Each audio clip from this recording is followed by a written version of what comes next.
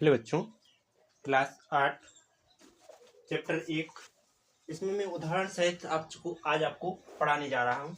तो उदाहरण सहित आपके लिए पहले नंबर में इसमें कुछ आपके लिए परिभाषाएं सिखा रहा हूँ और परिभाषाओं को ही क्या करके अपन आगे बढ़ते चलेंगे। ओके, इसके बाद परिभाषा में पहली परिभाषा देखो, चैप्टर का नाम दिया गया है।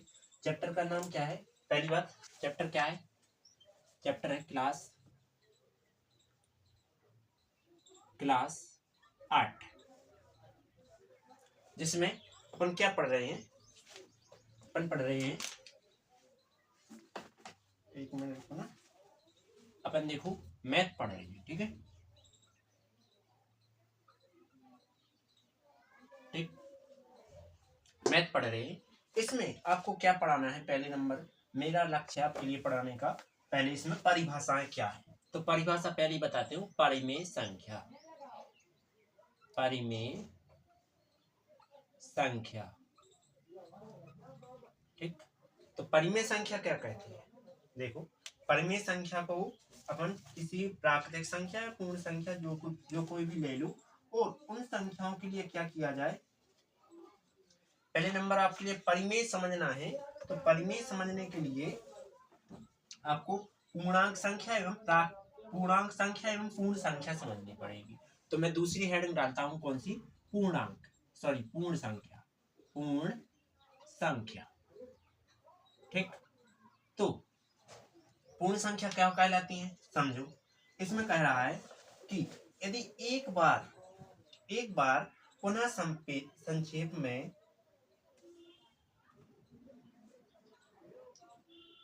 पूर्णांक है, तो मैं डायरेक्ट पहले परिभाषा इसकी बता रहा हूं। ठीक है, एक मिनट और रुक जाओ। यहाँ धर्म दिए गए हैं, धर्म को छोड़कर अपन लेते हैं बाकी।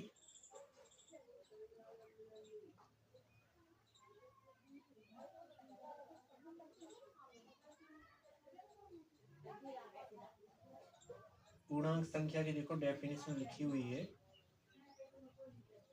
ऋणात्मक परिमेय संख्या, समृद्ध, तत्समक,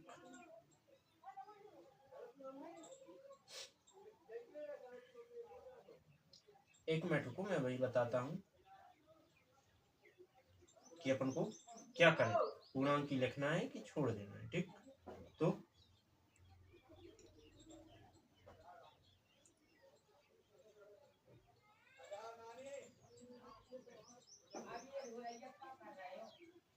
तो पूर्ण संख्या क्या कहलाती है, समझो। क्या रहेगा कि पूर्ण संख्या वे धनात्मक पूर्णांक संख्या होती है जो शुरू तो 0 से हो जाएंगी अनंत तक। ठीक, मतलब कि वे पूर्णांक, वे पूर्ण संख्याएं जो धनात्मक संख्याएं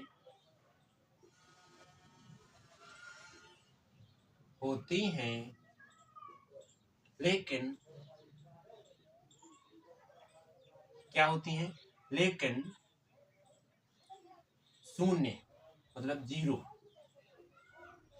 शून्य से शुरू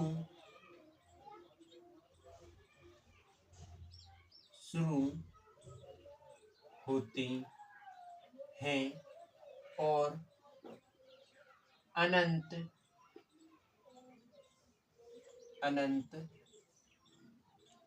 तक जाती हैं। पूर्ण संख्या कहलाती है। अर्थात पूर्णांक संख्या कौन कौन सी होती है? पूर्ण संख्या, देखो पूर्ण संख्या होती है 0 से स्टार्ट होगी, फिर 1, फिर 2, फिर 3, फिर डॉट डॉट डॉट कहां तक? अनंत तक। ये चिन्ह किसका है? अनंत का। ठीक है, इसके बाद अब समझते हैं कौन सी अपन क्लास में पूर्ण संख्या होगी, समझ में आ गई। अब ज्ञात करते हैं अपन पूर्णांक। ठीक, तो पूर्णांक संख्या क्या कहलाती है? देखो परिभाषा लिख रहे हैं यहाँ किसकी? पूर्णांक संख्या की। ठीक, पूर्णांक संख्या क्या कहलाती है? वह संख्या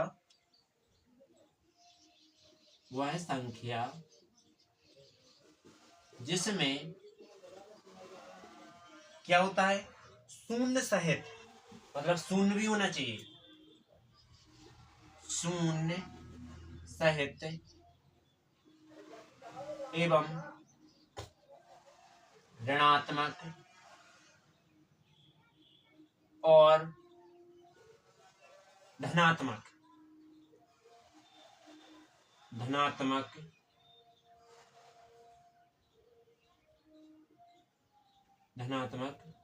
संख्याएं उपस्थित होती हैं। उन संख्याओं को क्या कहते हैं? उन संख्याओं को कौन सी संख्या कहते हैं? पूर्ण संख्या कहते हैं, सॉरी पूर्णांक संख्या कहते हैं। जैसे देखो, माइनस अनंत से जी कहां तक? माइनस के, जैसे डॉट डॉट डॉट -1 -0, ठीक, 0 हमेशा हालांकि धन का होता है, फिर 1 फिर 2 फिर 3 फिर डॉट डॉट डॉट कहां तक? अनंत तक। ये क्या हो जाएंगी? तुम्हारी पूर्ण संख्या हो जाएंगी। ठीक, तो जैसे अब इसमें तुम एक चीज समझो, ये मार्कर नीचे क्यों जा रहा है? मैं एक कुर्सी लिए हूँ क्या? नहीं, रहने देते हैं, चलो ठीक। तो इसमें समझो क्या है। अब परिमेय संख्या देखो, परिमेय संख्या क्या कहलाती है? मैं परिमेय संख्या की परिभाषा और लिख देता हूँ, फिर मैं आपको समझाता हूँ कि तीनों चीजें कहलाती क्या है। तो ऐसी संख्या परिमेय संख्या कहलाती हैं वे संख्याएं परिमेय संख्याएं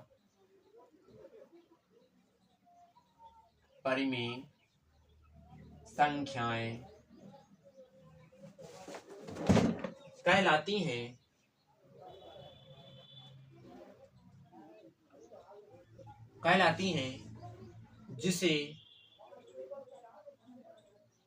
P/Q के रूप में व्यक्त कर सकते हैं। जिसे अपन क्या कर सके? P/Q के रूप में व्यक्त कर सके, उसे क्या कहेंगे? अपन परिमेय संख्या कहेंगे। समझो, जैसे उदाहरण के तौर पर लिख लेते हैं 5/12, ये क्या है? परिमेय संख्या है। ठीक है, इसके बाद ओनली 5 भी क्या है? परिमेय संख्या है। 0 भी क्या है? परिमेय संख्या है। और -10 भी क्या है? परिमेय संख्या है। ठीक है, तो ये सब क्या आता है? परिमेय संख्या में आते हैं। तो एक चीज समझो, यदि मैं ऑब्जेक्ट बनाऊं, पहले तो परिभाषा समझ लो, ऑब्जेक्ट में बाद में बनाऊंगा। ठीक है, तो इसमें एक चीज समझना, परिमेय संख्या क्या कहलाती है? वे संख्याएं जो परिमेय संख्या कहलाएंगी यदि जिसमें क्या हो? P/Q के रूप में व्यक्त किया जा सके। जैसे 5/12 भिन्न के रूप में है। यदि मान लीजिए जब भिन्न के रूप में नहीं है तो इसके बटे 1 नहीं मान सकते हैं, भिन्न के रूप में बन गए। इसके बाद यहाँ है तो इसके बटे में 1 मान सकते हैं, ये भी भिन्न के रूप में बने। इसके लिए बटे में 1 मान सकते हैं। ठीक, तो ये भी तुम्हारी क्या होगी? परिमेय संख्या होगी। तो ये सब क्या है? टोटल ऑल परिमेय संख्या है। अब ये मिली कहाँ से? ये टोटल मिली यहाँ पर निकला जाए पूर्ण संख्या और पूर्णांक संख्याओं से। तो इसमें पूर्ण संख्या कहाँ है? देखो, 0 भाई तो पूर्ण संख्या है, यहाँ 1 आता तो भी पूर्ण संख्या है, 2 3 4 वो तो पूर्ण संख्या प्राप्त हुई। इसके बाद मान लीजिए ये कह रहा है -10 तुम्हें यहाँ कहीं मिलेगा नहीं। जैसे -1 -2 -3 इस साइड पीछे जाओगे और यहाँ मान लीजिए 5 लिखा है तो यहाँ आगे की ओर जाओगे तो तुम्हें पूर्णांक संख्या मिल रही है। मतलब कि धनात्मक, ऋणात्मक एवं शून्य तीनों चीजें आ जाए तो वो क्या कहलाती है? पूर्णांक संख्या कहलाती है। और पूर्ण संख्या वे संख्या जो शून्य से स्टार्ट होती है और अनंत तक रुक जाती है, मतलब कि अनंत तक जाती है, तो उन्हें क्या कहते हैं? पूर्ण संख्या कहते हैं। ठीक है, और वे संख्या जो शून्य सहित, मतलब शून्य भी होना चाहिए, ऋणात्मक संख्या भी हो, धनात्मक संख्या, तीनों संख्या हो उपस्थित होने में, तो वे क्या कहलाएंगी? तुम्हारी पूर्णांक संख्या कहलाएंगी। ओके, उम्मीद है समझ में आया। लेकिन हमेशा परिमेय संख्याओं का मान कभी भी q इज इक्वल नहीं हो सकता है जीरो के, मतलब q का मान जीरो नहीं हो सकता। भिन्न की बटी में मतलब हर क्या, हर कभी भी जीरो नहीं हो सकता। ठीक, हर जीरो के बराबर नहीं हो सकता, ये ध्यान रखना। परिमेय संख्या वो कहलाती है जिसे अपन p बटे q के रूप में व्यक्त कर सके, पर हर क्या नहीं होना चाहिए? जीरो नहीं होना चाहिए। तो तुम्हारा क्या है? वो परिमेय संख्या है, वरना परिमेय संख्या नहीं है। ठीक है, ये उम्मीद है तो आपके लिए समझ में आ गई हो, तो आप उतार दीजिए।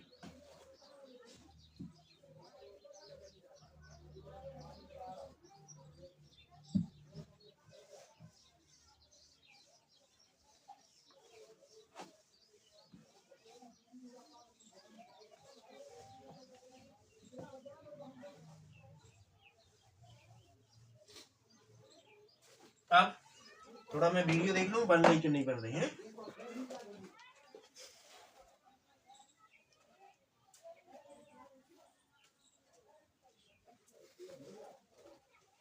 चलो बढ़िया है, बन रही है वीडियो। इसी के साथ वीडियो को लाइक और सब्सक्राइब जरूर करते जाना, ठीक है, जिससे आपको आने वाली वीडियो नोटिफिकेशन के रूप में प्राप्त हो जाए और आपके लिए कोई दिक्कत ना हो। ठीक है, तो अब बताएंगे आपके लिए क्या, परिमेय संख्याओं के गुणधर्म। परिमेय संख्या के गुणधर्म क्या होते हैं वे समझो। तो हम लिख रहे हैं यहां परिमेय संख्या के गुणधर्म। ठीक,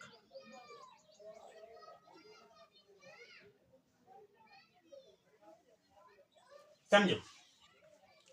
अब गुणधर्म कई प्रकार के होते हैं जो कि हम 2-4 यूज कर रहे हैं और बाकी सब छोड़ रहे हैं। ठीक है, तो पहले नंबर आपके लिए मैं बताना जा रहा हूं, कौन सा?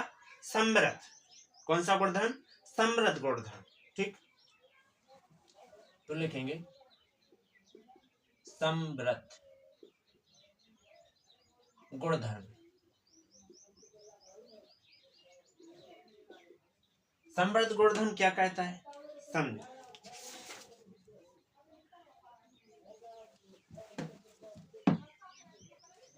तो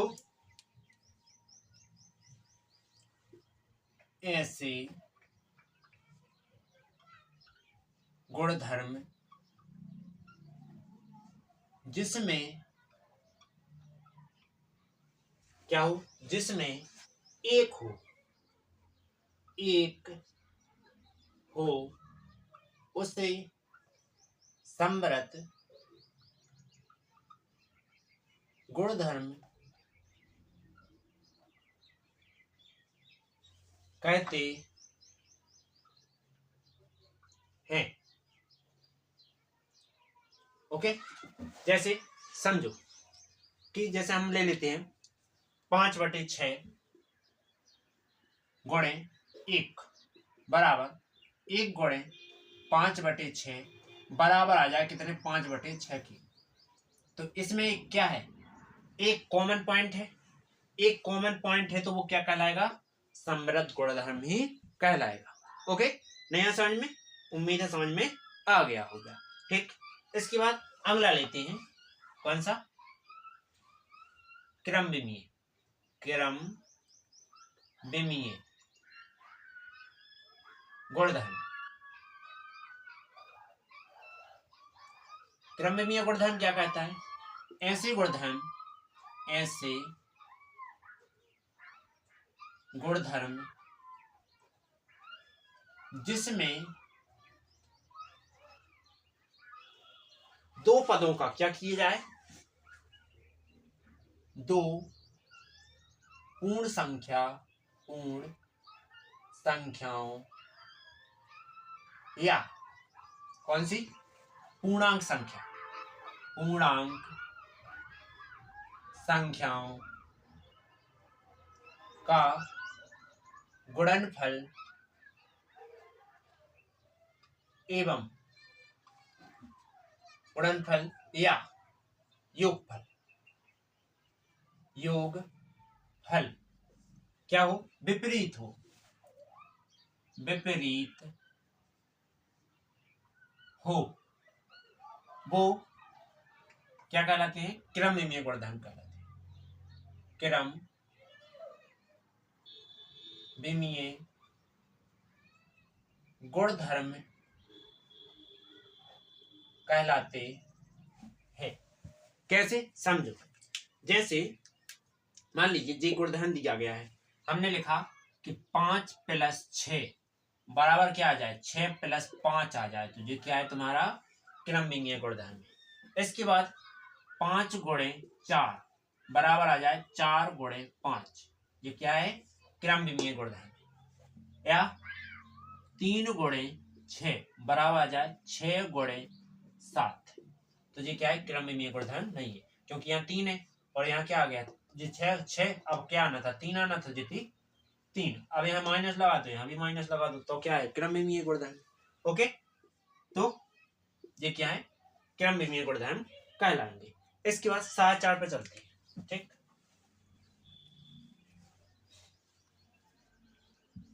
तो मैं इसको मिटा दिया, आप स्क्रीनशॉट लेके आराम से उतार सकते हो, उतार लेना, क्योंकि इंपॉर्टेंट है, आगे 8.1 प्रश्नावली में आपके लिए आएंगे ये काम है। ठीक है, अब चलते हैं सदाचार, जो कि वेरी वेरी मोस्ट है। ठीक, सदाचार क्या कहता है, सदाचार कहता है कि ऐसे गुणधर्म, तो पहले हेडिंग डालते हैं सदाचार, सदाचार गुणधर्म क्या रहेगा, ऐसे गुणधर्म, ऐसे गुणधर्म जिसमें, ऐसे गुणधर्म जिसमें क्या हो, जिसमें पूर्णांक संख्या, पूर्णांक या पूर्ण या पूर्णांक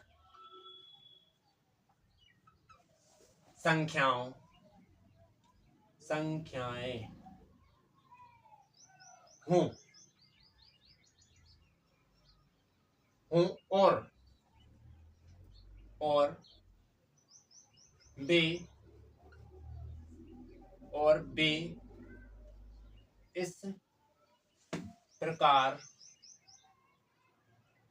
के हों, जैसे A + B + में C, A और B में कोष्टक हो, बराबर आ जाए किसके, A + B + C, मतलब कि C, B और C में कोष्टक हो, तो ये क्या कहलाएंगे तुम्हारे सदाचार गुणधर्म कहलाएंगे। या फिर जी गुणा में आ जाए A × B × C, तो A और B का गुणा बराबर A × B × C, तो ये क्या कहलाएंगे तुम्हारे क्रमविमीय सदाचार कहलाएंगे। ओके, इसके बाद आगे क्या जाने दो, इसके बाद संख्या में समझो, जैसे 5 × -6 गुणा में, माइनस नहीं प्लस का ही ले लो, गुणा में 7 ये है, और बराबर में है 5 × 6 × 7, ये कैसा है, इस साइड से यहाँ तक कोष्टक और इस साइड से ऐसा कोष्टक है, तो क्या आ जाएंगे, ये सदाचार गुणधर्म ही कहलाएंगे। ओके, नहीं आया समझ में, आ गया होगा। इसके बाद अब लेते हैं प्रतिलोम गुणधर्म, तो नीचे लिखा है प्रतिलोम, प्रतिलोम गुणधर्म, प्रतिलोम गुणधर्म क्या कहेगा, समझो, लिखेंगे कि ऐसे गुणधर्म,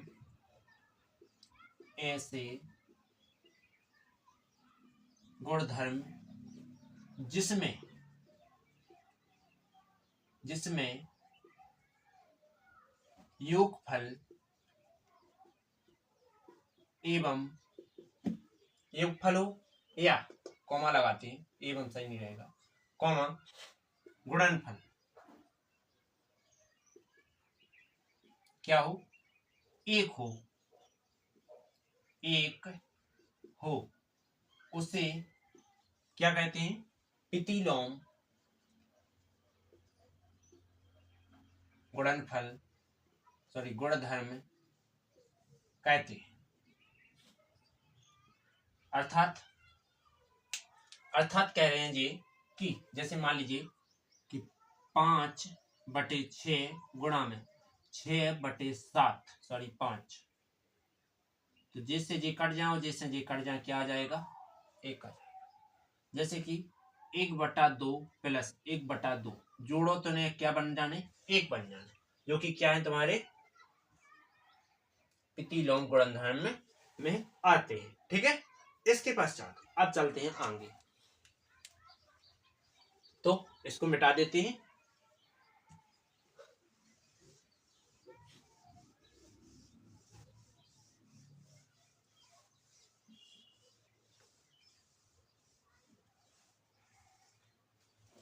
अगला कौन सा लेना है, अब लेते हैं अपन योज्य प्रतिलोम। हेडिंग क्या डालना है, योज्य प्रतिलोम। योज्य प्रतिलोम क्या कहता है, ऐसे प्रतिलोम, ऐसे प्रतिलोम जिसमें परिमेय संख्या, जिसमें परिमेय संख्या कैसी हो जाए, ऋणात्मक हो, ऋणात्मक हो जाए, उसे क्या कहते हैं, योज्य प्रतिलोम, योज्य कहते हैं।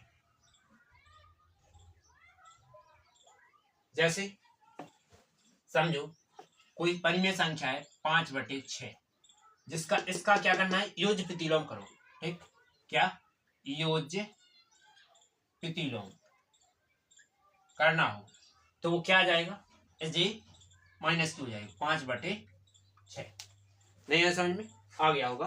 मतलब ऐसी प्रतिलोम संख्याएं जिसमें, ऐसे प्रतिलोम जिसमें क्या करना हो, परिमेय संख्या, मतलब परिमेय संख्या क्या हो जाए, ऋणात्मक हो जाए, ऋणात्मक हो जाए तो वो क्या कहलाएगी, योज्य प्रतिलोम कहलाएगी। ओके, इसके बाद अगला, अगला है, अगला है क्या, अपन ले रहे तत्समक लेते हैं, तत्समक गुणधर्म। तत्समक गुणधर्म क्या लेंगे, लिखेंगे ऐसे गुणधर्म, ऐसे गुणधर्म जिसमें, जिसमें क्या हो जाए तुम्हारा, ऐसे गुणधर्म जिसमें पूर्ण संख्या, पूर्ण संख्या क्या हो जाए, 0 हो जाए, 0 हो जाए, उसे कौन सा कहते हैं, योज्य तत्समक कहते हैं, तत्समक कहते। ओके, अर्थात मतलब देखो यहाँ योज्य लिख रहा है, योज्य या तत्समक की गई है, तो इसमें जो क्या करेंगे, मान लीजिए हमने क्या किया कि 5/6 गुणा कर दिया किससे, 0 से, तो क्या आना है, 0 ही आना है, तो ये तुम्हारा क्या हो जाएगा, योज्य तत्समक गुणधर्म हो जाएगा। ओके, उम्मीद है यहाँ तक समझ में आ गया होगा। ठीक, इसके बाद अब अपनी परिभाषा होते हैं खत्म, अब चलते हैं प्रश्नावली की ओर, और प्रश्नावली पहली क्या है वो समझो।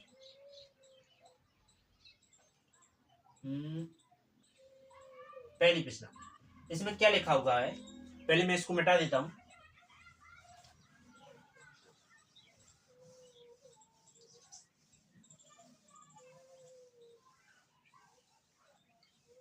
इसको ही गुणधर्म को ही मिटा रहा हूं, ठीक है, समझो क्या कह रहा है, निम्नलिखित प्रत्येक में गुणन के अंतर्गत उपयोग किए गए गुणधर्म के नाम लिखो। ठीक, तो पहला क्या लिखा है, पहला क्वेश्चन लिखा हुआ है, इसको मैं थोड़ा नीचे से लिख रहा हूं। ठीक है, यहां लिख रहा हूं मैथ। इसके बाद क्लास कौन सी है, 8 है। और एक्सरसाइज कौन सी है,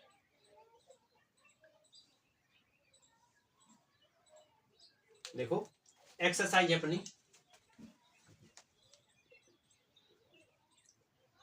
एक्सरसाइज अपनी 1.1 क्या है, 1। ठीक है, तो समझो पहला टॉपिक क्या लिखा हुआ है, -4/5 गुणा में 1 बराबर 1 गुणे -4/5 बराबर क्या आ रहा है, -4/5। तो इसमें कौन सा गुणधर्म है जी अपन को बताना है। तो पहली बात फर्स्ट चीज समझो कि ये क्या है, गुणा में है, गुणा में है और दोनों में क्या है, 1 है। 1 है तो ये क्या होंगे, गुणन समृत होंगे। क्यों, क्योंकि एक जिसमें पॉइंट कॉमन हो वो क्या कहलाते हैं, गुणन वे गुणधर्म समृत गुणधर्म कहलाते हैं। तो लिखेंगे यह है गुणधर्म, यह गुणधर्म समृत गुणधर्म है।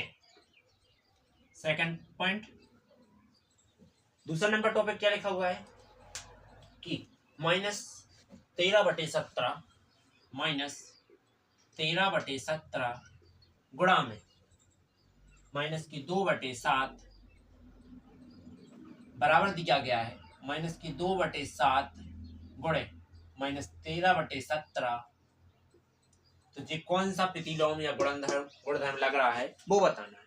तो जिसमें क्या होता हो कि देखो ऐसे गुणधर्म जिनमें क्या हो, ए गुणा में बी बराबर आ जाए बी गुणे ए, मतलब कि पहला गुणन दूसरा क्या हो जाए, गुणन विपरीत हो जाए, तो उसी को क्या कहते हैं, समृत गुणधर्म कहेंगे। देखो बी पॉइंट है, यहाँ बी पॉइंट लास्ट में, यहाँ बी पॉइंट से शुरू हो रहा है। ठीक, तो ये क्या हो जाएगा, क्रम विमीय गुणधर्म। तो लिखेंगे यह है क्रम विमीय गुणधर्म है। ठीक, थर्ड नंबर, तो थर्ड नंबर गुणधर्म क्या हो जाएगा समझो।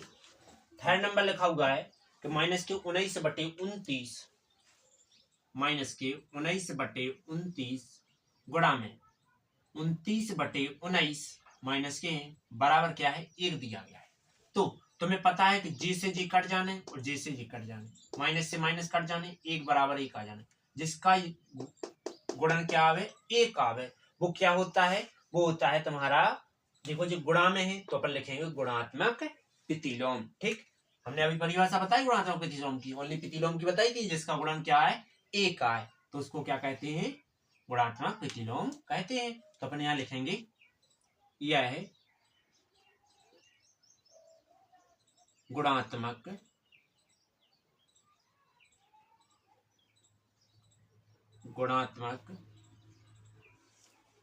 प्रतिलोम गुणधर्म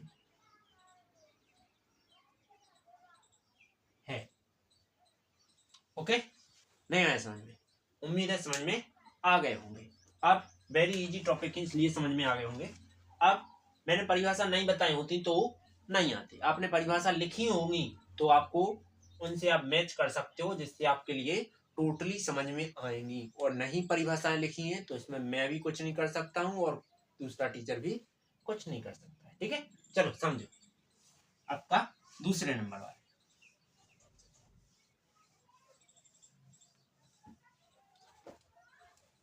दूसरा नंबर टॉपिक क्या लिखा है, बताइए कौन से गुणधर्म की सहायता से 1/3 क्या लिखा है, 1/3 गुणा में 6 और गुणा में 4/3, ये लिखा है।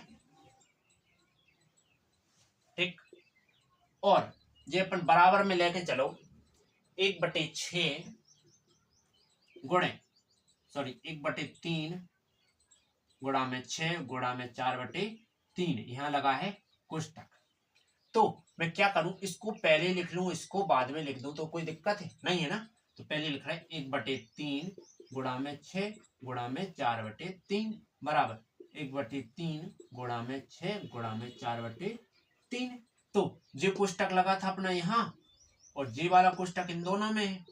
तो अभी मैंने बताया था कि ए गुणे बी गुणे सी, यदि कोष्टक ऐसा रहे और बराबर ए गुणे बी गुणे सी कोष्टक रहे ऐसा, तो ये क्या है, सहायचार नियम का क्या करेंगे, पालन करेंगे।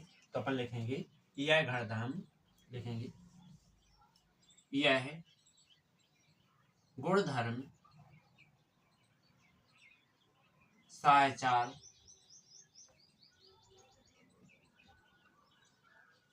गुणधर्म है।